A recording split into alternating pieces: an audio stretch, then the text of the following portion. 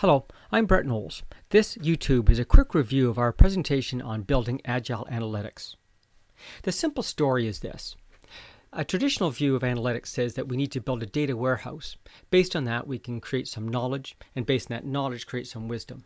In fact, the typical model looks a bit like this. If we try to plot adoption rates against level of sophistication, there's a simple curve down the middle that says with a low level of sophistication, there's a high adoption rate of things like customer information files and just product profitability. As we move up the curve, we begin to see more sophisticated customer-facing analytics. And in truth, only about 5% of organizations get to the true wisdom level. Now that survey was within expectations and shows a nice linear progression of how we should be building analytics. But the data point that confused us is this. Part of the survey revealed that about 30% of our client base actually have customer value-oriented strategies and analytics in place. Well, that's completely off the curve and shows that the development doesn't actually form this linear progression. In fact, our analysis began to show that the relationship that we hypothesized is wrong. Wisdom isn't at the end of this value stream, it's at the beginning. That somehow or the other we help organizations, or organizations rather need to understand their customer value strategies and from there form analytics to validate their strategy.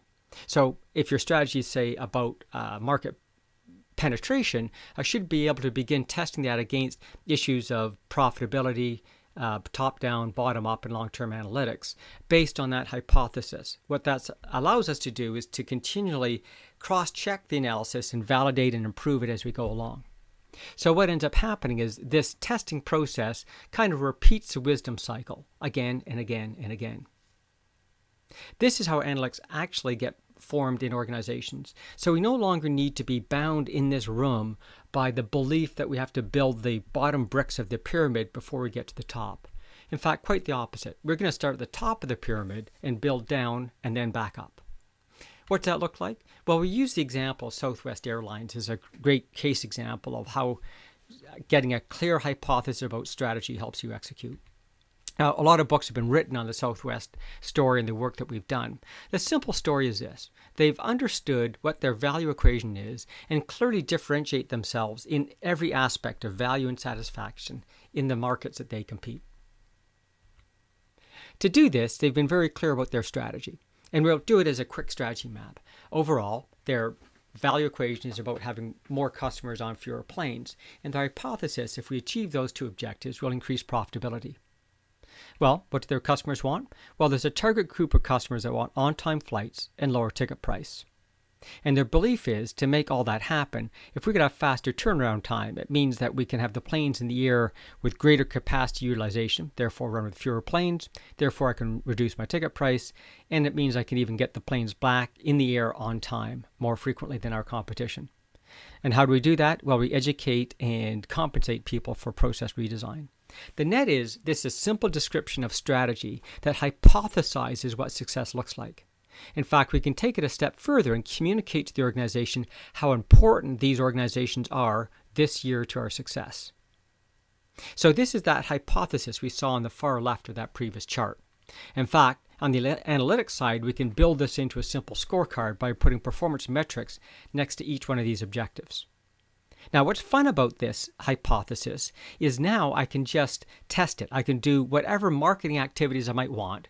And, I'll grant you, Southwest does some pretty interesting marketing campaigns to encourage their products in the marketplace. But they don't have to try to predict their success. All we have to do is execute those strategies, whether they're traditional marketing campaigns or some of the more innovative things that Southwest does that, in fact, I don't think anyone else in the industry gets quite as carried away as they do. And then listen.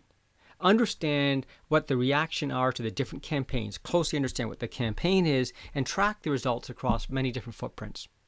Now, they've done the traditional analytics that we've all done. And the net is they begin listening and being more agile and responding to what the data is telling them and how it is they need to respond to the marketplace. So the simple summary is this. What we need to do is understand how organizations really create wisdom.